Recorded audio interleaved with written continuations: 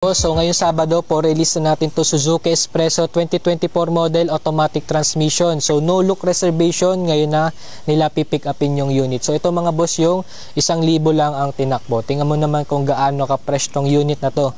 Bali, kapag nagpa-reserve kayo mga boss, may time tayo para mapa-full detail tong unit. So pakita ko sa inyo yung unit na to. So ito mga boss, dalawa pa yung kanyang susi. Tapos open natin para makita nyo kung gaano ka-fresh tong na-avail ni client natin sa murang halaga mga boss. Ayan, yun no, panalo.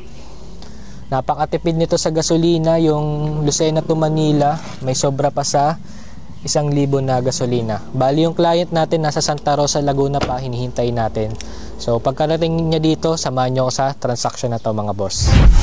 Good day mga boss. So sold unit tong ating Suzuki Espresso 2024 automatic na 1K mileage lang, napakasariwa. So client natin all the way pa po from Antipolo. Ayan, shoutout